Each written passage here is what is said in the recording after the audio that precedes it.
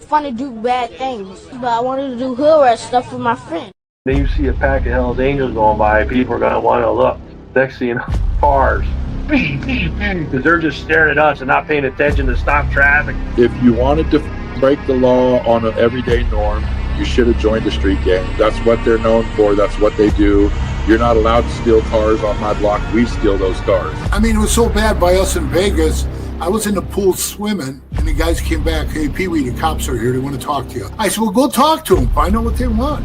And they came back. They go, they want to talk to you. Typically, if you leave the club, if you haven't been in for 10 years, you're automatically out back. Got put out in 2006. Back in 2007, wound up going into Cannon. 2011. Came out of there. I had 4.5 years to walk off with zero support from that club.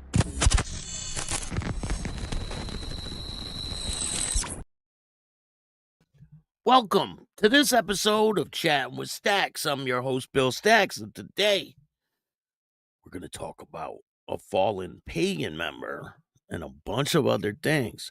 Before we get started, make sure you hit the like button, subscribe, hit the notification bell so you can get my videos every time they drop. Tell a friend to tell a friend, tell your mother's, brother's, sister's friend about Chatting with Stacks, the dopest motorcycle content on YouTube. I appreciate all you guys taking the time to watch this show. Lindsay, how are you? Thank you for joining me today. Hungover closer, what's going on? Sinister Priest plays the Jeopardy song. Ken, what's good? Good afternoon. So loud. Shout out to North Carolina. Big respect for North Carolina. Joe Blunts, what's good? Muggsy 1%er, how are you? Good afternoon. Rob, what's good, man? How are you? Thank you for joining me today. First off, I want to send my condolences to this man who passed away. His name was Erik Carter. He was 39 years old. He was a 5-year-long member of the Pagans Motorcycle Club and a father of 6. We're going to talk about what happened to him, and we got a bunch of things to talk about. There's so many different things going on that it's insane, and we're going to talk about him here today. So, where do we begin? Richard, how are you? Greetings from the PNW. Shout out to you, man. Thank you for joining me today. So, off-duty NYPD cop shoots 30-year-old suspect dead during armed moped ambush while accomplice is still at large. So an off-duty NYPD officer shot and killed a 30-year-old man who drew his gun during a moped ambush in Washington Heights on Sunday. As the assailant accomplice drove off on an e-scooter, he's still on the lam. The off-duty cop was standing outside of a residential building on West 173rd Street and Amsterdam Avenue just before 9:45 p.m. when he was ambushed by 2 men, each riding a moped, according to the NYPD. The 30-year-old hopped off his bike and asked the officer, whose identity has not been released, if he knew an individual named and blank, then whipped out a firearm. An executive officer of the patrol, Manhattan North, said an early morning press conference on Monday. Upon seeing the weapon, the cop quickly drew his gun and fired multiple rounds at the suspect. The second suspect then fled on his moped. So there were 2 mopeds that pulled up. They jumped off. Cops performed life-saving measures on the assailant, who was hit by gunfire, and transported him to the Harlem hospital, where he was pronounced dead. Officers recovered a loaded 9mm firearm at the scene. The off-duty cop was treated in the area hospital for non-life-threatening injuries. Every day, men and women of the NYPD answer calls to serve and protect. Yeah, they serve and protect, and they look for trouble. But there's a lot of things going on in New York City, so you got to give them a little bit of credit. But they do just jump around and hop out on people and shit like that. It looks like these guys tried to hop out on the cop. They didn't know it was a cop. They probably were going to rob him, but they found out quickly that not all people are going to go willingly, you know? So, just blocks away in Washington Heights last month, an off-duty U.S. Customs and Border agent was shot in the face after being robbed by a moped-riding illegal immigrant in Fort Washington Park. But he shot back and wounded his attacker. Remember, I have the video on Patreon of the other attacker dropping the other guy off at the hospital, just dumps him at the hospital. So this is a pretty crazy story. He thought he was going to get an easy target, but didn't turn out that way. In other news, in Connecticut, this is funny. So this cop is doing a stop, just a regular stop, right? And this guy drives his car and whips right by the cop. Watch, I'm going to show you the video. Gary, how are you? Thank you for joining me. Richard, what's good? TCG, good afternoon. Take a look at this video. It's pretty funny. The cop looks like stunned with like, he's like, what? What just happened?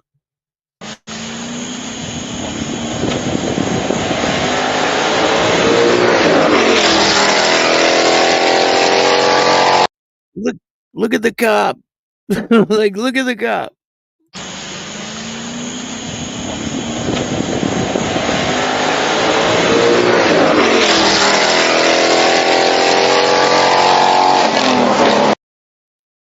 That's what the radio's for, right? He just looks like defeated. He's like, yeah, I'm defeated.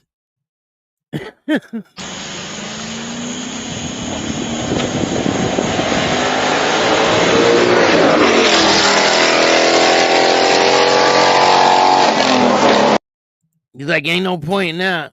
No point. Don't even bother. No. I'm just gonna let that one go. Hardwire was good. So he was pretty defeated on that one. So everyone has probably heard about the other shooting in a crowded New York club that leaves 3 dead and 9 wounded. The club shooting in New York City borough of Brooklyn early Sunday morning left New York. Has left New York. Club shooting in New York borough of Brooklyn early Sunday left 3 people dead and 9 wounded in a year with a low gun violence in the city. I don't believe that shit. Investigators believe up to 4 shooters opened fire at a Taste of the City lounge in Crown Heights after a dispute just before 3:30 a.m. The violence appeared to be gang-related, police commissioner said. There were no immediate arrests, so these people got away. They committed this crime and killed a bunch of people, shot 9 people, and then just ran away, got away. Tragic and senseless act of violence. The crime is the second mass shooting within weeks in New York City. Oh, yeah, gun violence is down. Second one in weeks, right? Otherwise declining in gun violence. On July 29th, a man stalked through a Manhattan officer tower with a rifle, wounding 1 person and killing 4 others. A New York City police officer was among those who died. Mayor Eric Adams, he needs to get booted, said both shootings reinforced why we do this work, going after guns to get guns off the street. This is the second within weeks. See, that's why you cannot have Mandabi in the mayor's seat or the governor's seat. You cannot have him be the mayor of New York City. There's absolutely no way. He will take away the ability to fight crime in the city. He wants to defund the police, Mundabi. He wants to tax white people, which is totally illegal. You can't do that. You can't tax people on the color of their skin. It's totally illegal. I believe he has a problem with white people, and I don't know why. I don't know why a lot of people have a problem with white people. It's crazy. It's kind of like you're not supposed to be proud to be your skin color these days. But I ain't buying all that shit. I'm proud to be who I am. I mean, you can't change it, right? I love who I am, and I'll never deny what I am. So it's just crazy. It really. So let's talk about this situation that happened.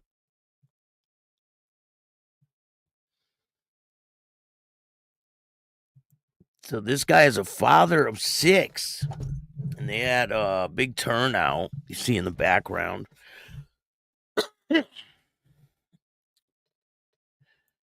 So this is in Staten Island. Staten Island father 39 mourned after fatal Florida motorcycle crash. He lived to ride. Staten Island, New York. Erik Carter, 39, a longtime Staten Islander and devoted father of 6, died Tuesday while visiting friends in Florida. He was doing what he loved, riding his motorcycle. Born and raised in the Bronx, Carter moved to Stapleton when he was around 10 years old. At the time of his passing, he resided in West Brighton with his wife of 16 years, Nicole D'Amato, and the couple's children. Carter was known for his diverse skills in landscaping and construction, as well as his outgoing personality and ability to make others laugh. He was the most loving person you could meet, his wife told the news. He would give you the shirt off his back, a passion for motorcycles who lived to ride. Carter served as a Dimond of the Brooklyn chapter of the Pagans Motorcycle Club, a position he held during his 5 years with the organization.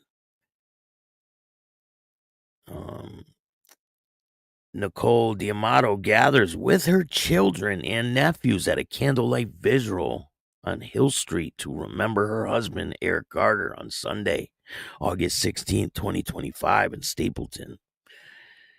And there's the picture of the kids holding up his picture. And but it was family that was central in Carter's life as he leaves behind Nicole and his 6 children. He also is survived by his mother, his sister, his brother, and his biker brothers, who he always considered family. In the days following his death, Saturday night saw those brothers among hundreds who gathered on Hill Street in Stapleton for a vigil for Carter's memory. A candle lighting visual. Erik was the one to sit there and make you laugh, his wife explained. He was the one to sit there and say, come on. He would be cracking jokes and wouldn't want to see you crying. He was the greatest. And he loved his motorcycle. Carter could be found playing football and basketball with his children or hosting a hangout and barbecues with family and friends. Hundreds attended the vigil on Hill Street in remembrance of Erik Carter on Saturday. He was just all around family man, his wife noted. He loved his mom, his brothers, his sister, and his children, and his grandchildren, his nieces, nephews, and goddaughter. In the aftermath of Carter's death, a GoFundMe has been established to assist the family. As of writing this, the campaign raised nearly $5,000, and I will put the link in the description of this video. So According to the Florida Highway Patrol, Carter was riding his motorcycle southbound on State Road 9B at an intersection 95 around 9:30 p.m. Tuesday night when he was struck from behind by an 18-year-old driver of a sedan that was also traveling southbound. Carter, who was wearing a helmet, was ejected from the bike and landed in the left shoulder. As noted by the Highway Patrol, the motorcycle continued to slide down the road on the left side before coming to a complete stop in the emergency lane. Carter was pronounced dead at the scene. The sedan driver, a man from Everett, Massachusetts, remained at the scene and cooperated with the investigation, the Florida Highway Patrol noted. So this is a sad situation. It's like really senseless, you know? Here is the GoFundMe. It raised $5,193. And if you would like to donate, please donate. And if you can't donate, share this link. Try to help the family out. I really appreciate it if you guys would help out.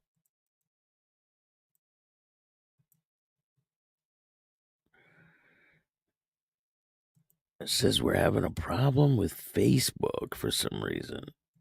Facebook's been being weird lately.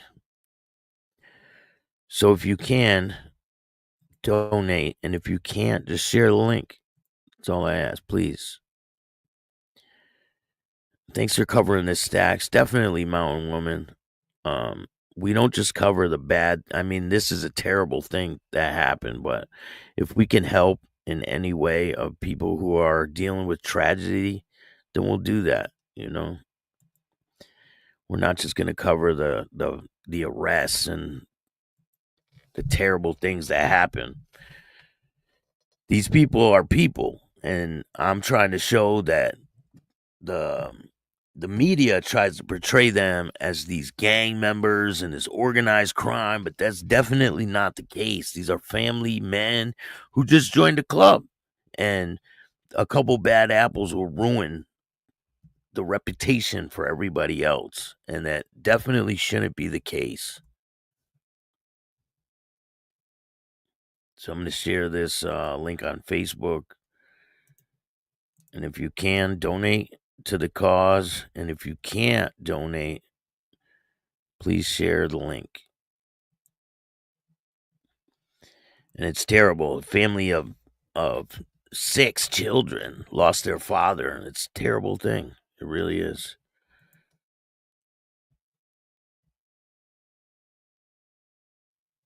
So this happened a month ago, right? I didn't cover this. I didn't see this, but I see it now. So this happened a month ago. Christian Motorcycle Club Association releases a dove as a symbol of peace for Independence Day. Fort Wayne, Indiana, in a symbolic ceremony, a Christian motorcycle group released a dove at the Veterans National Memorial Shrine and Museum. Tom Wilkinson, the chapter chaplain of the Kingdom Cruisers, said, "We have been doing this ceremonial dove releasing since 2015. The dove's name is Freedom Flight and is universally recognized as a symbol of peace. The release of the dove can signal hope for a new beginning and healing for a peaceful journey. This is the 3rd annual year the ceremony has taken place at the local Veterans Memorial." Didn't he just say he released this dove since 2015? And then it goes on to say this is the 3rd year the annual ceremony has taken place. Maybe they release the dove every year, but this ceremony at the memorial has just started. Maybe that's what they mean. This is the 3rd year it's taking place at the Veterans Memorial. This event is always open to the public every year on Independence Day.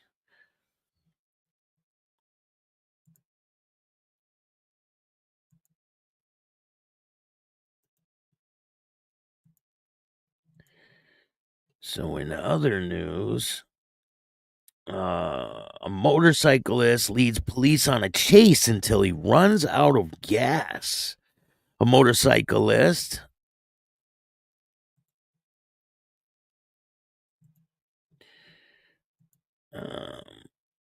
A motorcyclist in Illinois with a long list of offenses was arrested after his motorcycle ran out of gas during a police chase.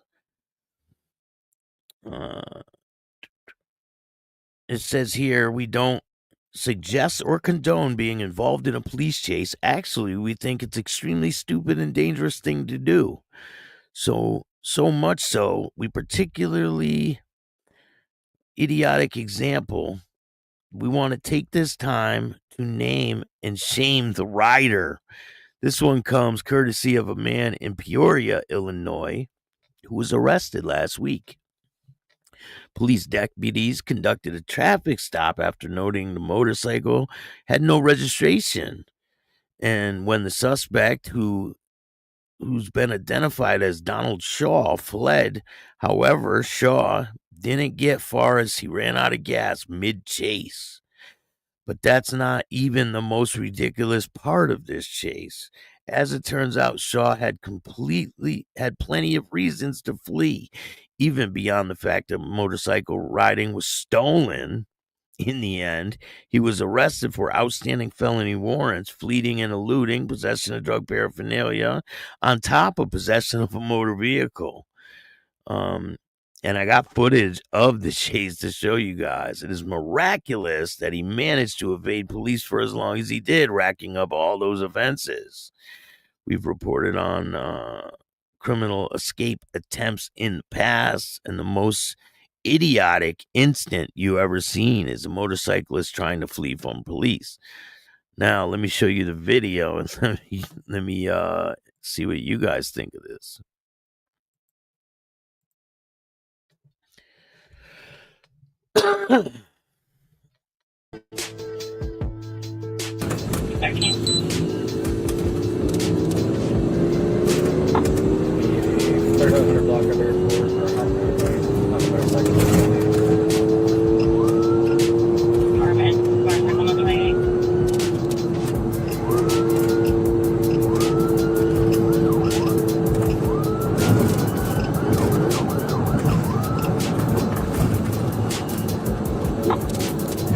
Looks like he's trying to take off, but his bike just died. His bike's running out of gas as we speak. It just died on the intersection. Man, what would you do? You're trying to get away from the police and your bike just runs out of gas. Would you jump off it and run on foot? I mean, you're going to get caught. The bike runs out of gas. That's got to be the worst feeling right then.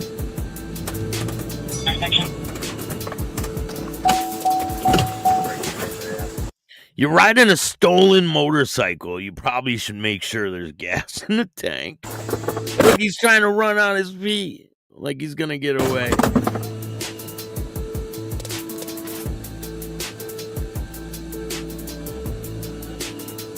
Get on the ground. Stop resisting. You know that's what they do. Stop resisting. Stop resisting. Hey, James, what's going on? How are you? Let's watch that again. That chase didn't go too far.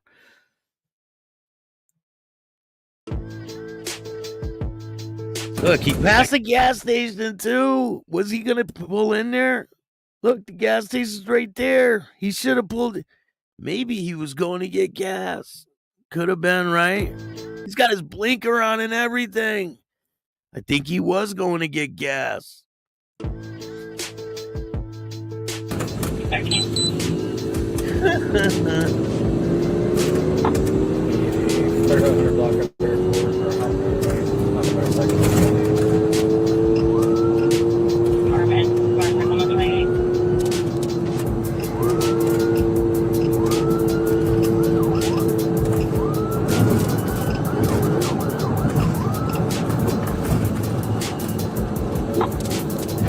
Looks like he's trying to take off, but his bike just died.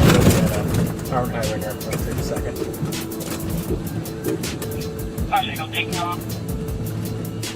It just died on the intersection. Look, he's trying to start it. He tries to run on his feet. Get on the ground!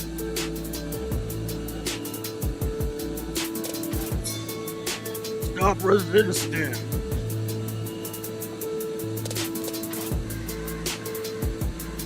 What do you guys think of this situation? People do crazy things. You know, it takes all types to make the world go round. So, he's going to prison. In other news, Texas Mexican mafia leader was sentenced to 25 years in federal prison. Texas Mexican mafia leader was sentenced to 25 years in federal prison for methamphetamine trafficking. David Botello, 54, was arrested July 2020 after police found him with methamphetamine, multiple cell phones, and cash. Botello, whose previous convictions for murder, aggravated robbery, was described as a lieutenant of lieutenants in the gang. This is in San Antonio, Texas. The leader of the Texas Mexican Mafia gang was sentenced to federal prison on Friday for his role in drug trafficking conspiracy. David Botello, 54, of San Antonio, was the lieutenant of lieutenants within the gang. According to court documents, he pleaded guilty in December to one-count conspiracy to distribute and possess with intent to distribute more than 500 grams of methamphetamine. Botello was arrested in San Antonio police in July 2020 when they found 150 grams of methamphetamine, a new cell phone, and $585 in his possession during a traffic stop. An investigation revealed that Botello was working with other gang members to distribute large quantities of the drug. In the case, they investigated by Drug Enforcement Agency, the FBI, and multiple other agencies. According to the U.S. attorney, Botello had previously been convicted of murder, aggravated robbery with a deadly weapon. This investigation demonstrates the office's commitment to dismantling criminal organizations in our community. As a leader of the Texas Mexican Mafia, Botello was responsible for distributing large quantities of methamphetamine in San Antonio, enriching himself and his fellow gang members.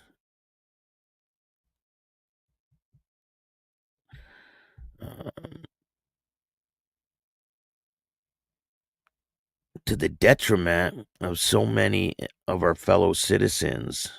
We are thankful for the outstanding collaboration with our federal and local law enforcement, which consolidated around the common cause of bringing this murderer and gang member to justice in the Western District of Texas. They said, this is what we do. So he's going to be in prison for quite a while. Another Texas man was sentenced to nearly 20 years in prison for the same offense. Faro County man was arrested and sentenced to nearly 20 years in federal prison for his role in a drug trafficking organization transported methamphetamine from Mexico to the United States. Joe Corona, 34 years old, was sentenced to 235 months in prison for possession with intent to distribute. And according to a statement, the U.S. attorney said, court documents showed Corona sold packages containing nearly a pound of pure M and $2,850 in March of 2021 when federal agents and Faro County Sheriff's deputies searched his home later that month and found more of the drug paraphernalia, and a revolver with ammunition. Further investigation revealed Corona paid $1,500 per trip to transport the drug. Damn, that's not a lot of money. Corona pleaded guilty to a superseding indictment in May and was sentenced on August 13th by a federal judge. The case is being investigated by the Drug Enforcement Administration. Damn, threw his whole life away. So let me show you guys this. So this woman's name is Sherry Newman, and I'm going to be doing a show about this woman.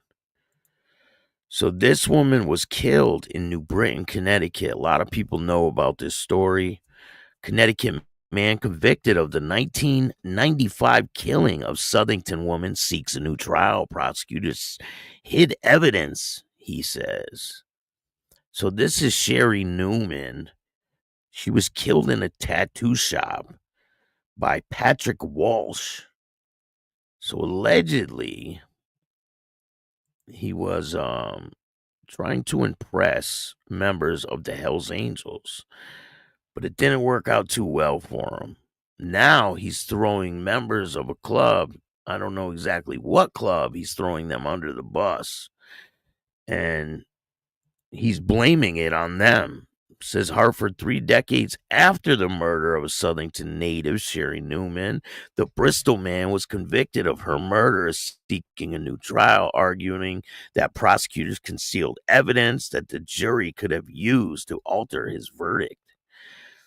An attorney for Patrick Walsh, 62, argued the state prosecutor's case. Now Supreme Court Joan Alexander, I've had her as a judge before, failed to disclose informal deal with key witnesses, suppressed information about potential defense witness tied to a motorcycle club, and withheld telephone records that might have corroborated Walsh's account of the events. He filed a lawsuit in Superior Court in Hartford and asked the judge to vacate the murder conviction and order a new trial. In 1999, Walsh was found guilty of the 1995 killing of Newman at a New Britain tattoo shop. Prosecutors said Walsh killed Newman and buried her body in New Hampshire. Newman was stabbed 8 times in the back and the head and neck, and was struck in the back of the head with a ball-peen hammer. One of the wounds penetrated her spinal column, causing instant paralysis and death, according to records. Walsh has maintained that members of a motorcycle gang were responsible, that he helped dispose the body only out of fear for his safety, according to the lawsuit. So he's blaming it on other people. The news of Walsh's attempt for a new trial brought back a great memories back to the Newman family, they say. Her uncle, James Newman of New Britain, can recall vivid details the week spent searching for Sherry, who was later buried in a residential property in New Hampshire. Everybody was looking for her. We had posters all over the place, James Newman recalled. It was 3 months until her body was discovered. Sherry's mother, Joyce Newman, died of a heart attack after learning the news. James Newman said a joint funeral was held for the mother and the daughter. So the mother passed away when she heard that her daughter was killed. That's crazy. And I'm going to be doing a more in-depth story about that whole situation, because it's everyone in the town where I live know about that situation. Everybody, they all know about it. So I'll get more in depth into that. But it's pretty crazy. He's trying to get a new trial. So in other news, a motorcycle crash with injuries reported in Hamilton Avenue in College Hill. This is in Cincinnati. A crash involving a motorcycle has been reported on Hamilton Avenue in College Hill. The crash happened between 1400 block and 5400 block of Hamilton Avenue. The crash involved a motorcycle versus a vehicle. Injuries have been reported from the crash. However, the extent and severity of the injuries have not been confirmed. Traffic delays may occur in the area of the crash. Motorcyclists are advised to use caution in that area. Cincinnati Police and Fire Department have dispatched responders to the scene, and I will bring more information as it becomes available. 2 were injured in separate motorcycle wrecks. This comes out of Tennessee. 2 people were injured in separate motorcycle accidents on Saturday. Tennessee Highway Patrol says 31-year-old Corey Begley was flown from the scene at 10:04 p.m. crash on Robert Kilday Road. Begley, who the report says was not wearing a helmet, was transported by Highlands Air Rescue to Johnson's Medical Center. The injuries indicate motorcycle operated by Begley left the roadway and struck a tree. Earlier in the evening, around 7 p.m. on Red Hill Road, a motorcyclist operated by a 22-year-old Caleb J.C. Willis left the road in a curve and came to rest in a ditch. Willis, although injured, was wearing a helmet, so he wasn't injured as bad as the other guy was. So you got to be aware of your surroundings. I mean, the guy from the earlier story, he was hit from behind, so that's a whole different story. But a lot of times people will pull out in front of people and not see the person on the motorcycle. A lot of cell phones are being used on the road these days, I've noticed. And if you're on your phone in traffic, you're not paying attention to your surroundings. And easy, something can happen. I seen a video today where these 2 people were engaged in an argument in a car, right? One guy's recording another guy, and the other guy whips out his phone, and he's recording him, and he's looking at the car, and he keeps going, and he takes a right and runs over a kid. And things can happen that fast, so you got to be aware of your surroundings.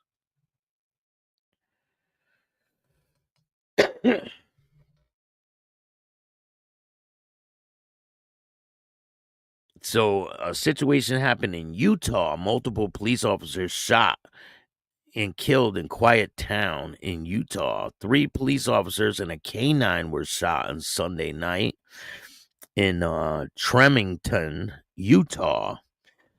2 of the officers died. A 13,000-person community was shattered by violence. It's like the biggest thing I've ever seen happen here in Tremington.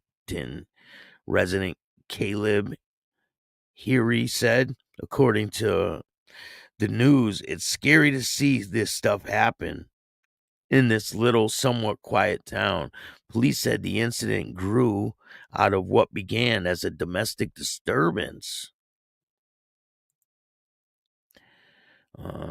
The police responded to an incident around 9:30 p.m. after multiple hang-up calls to 911 had been received from a residence. An officer was speaking to the resident of the house when a man emerged from the house with a gun and fatally shot the officer. A second officer was then shot to death by the same suspect. A deputy from the Box Elder County Sheriff's Office who arrived to assist was fired upon as the deputy arrived. The deputy and the K9 with him were both wounded. They remained in the vehicle until they could be evacuated. Police said both are recovering. A bystander who was not immediately identified by police talked the suspect into surrendering. The suspect, who was not injured, was taken to the Box Elder County Jail to face charges of aggravated murder. The name of the suspect has not been released. Tragedies like these rock the entire community, state, and even the nation. The Garland Police Department noted in a release, these officers and their families served their every day, and they will forever be remembered as heroes. Our thoughts and prayers are with the Tremington Garland Police Department, Box Elder County Sheriff's Office, and families of those involved. The statement did not name the officers. Let me see if I get you guys a picture of the scene. I have a picture of the house where all this happened.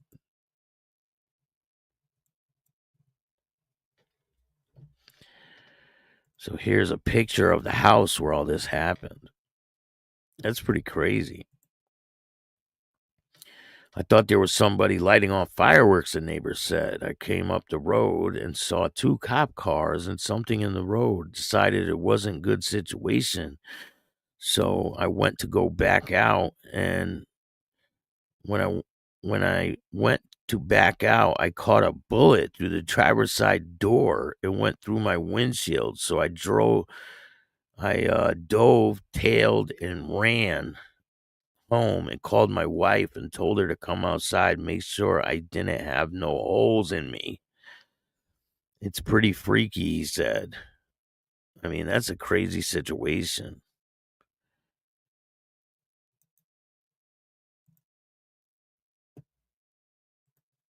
Here, I got another picture from the house.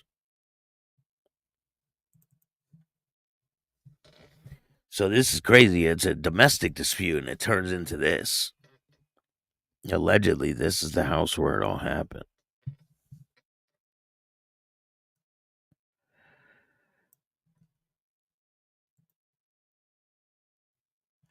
So, in another incident, this is out of Connecticut, a suspect is being sought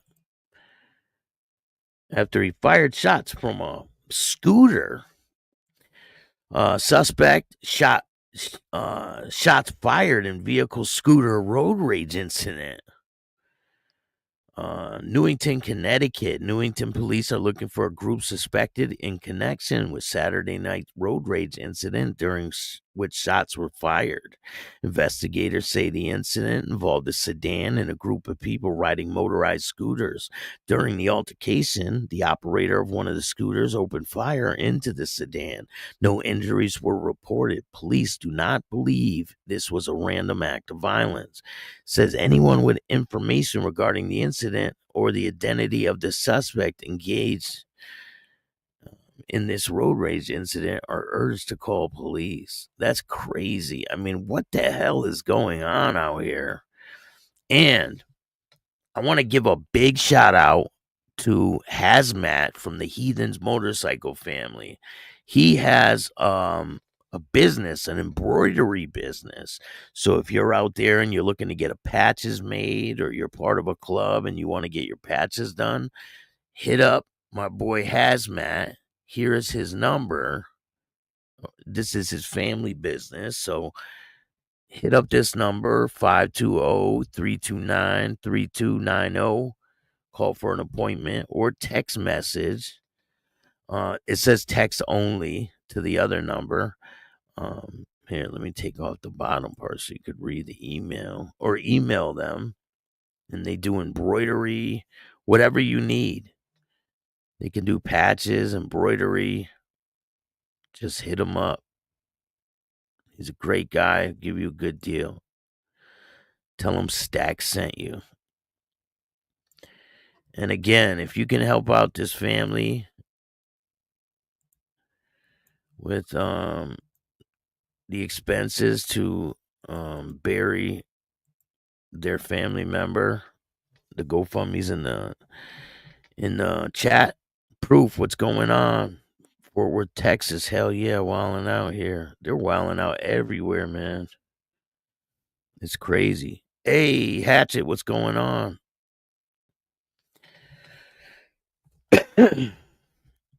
Stop resisting is just an excuse to beat you 100%. Stop resisting. Stop resisting. They don't care. You know they don't give a shit. Stop resisting. That's all they do.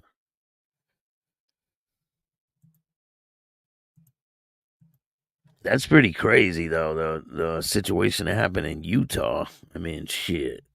Stuff like that probably doesn't happen quite often in Utah, you know? Let me see.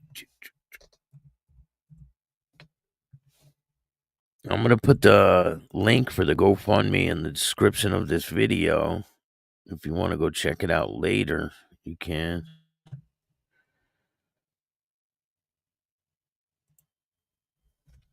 But I really appreciate you guys taking the time to watch this show. I'm going to have a lot more news coming up. bring you guys some good information. I did a really good interview today. Shout out to Daniel Simone. He wrote the story on the Lufthansa heist. And I had the pleasure of interviewing him today. So you want to check that out. It's pretty good. He tells me a lot of stuff about the Lufthansa heist that you probably never heard before. So the GoFundMe is in the description of this video. Make sure you go check out Hazmat if you need patches made. And I appreciate you guys taking the time. And go read the article about me and Brian's Angels. You can find that article in the community tab of this channel. Shout out to Pat Stebbins. Congratulations on 10 years of Brian's Angels. She has definitely helped me along the way, and I appreciate it. I hope you guys like this content. If you like this show, hit the like button, subscribe, hit the notification bell so you could get my videos every time they drop. And if you don't like this show, too fucking bad. Start your own podcast. Tell a friend to tell a friend. Tell your mother's, brother's, sister's friend about Chatting with Stacks, the dopest motorcycle content on YouTube. I appreciate all you guys. And remember, don't be a bitch. And all new at 5, a major organized crime bust. 23 people under arrest now accused of stealing guns and cash. Today, police revealed 4 organized crime groups are wreaking havoc. From aggravated robbery to kidnapping, burglary, and more. Let's take a look at this. New pictures from court documents in this case. These are a few of the people who have been charged. And investigators say the money, tens of thousands of dollars, is all stolen.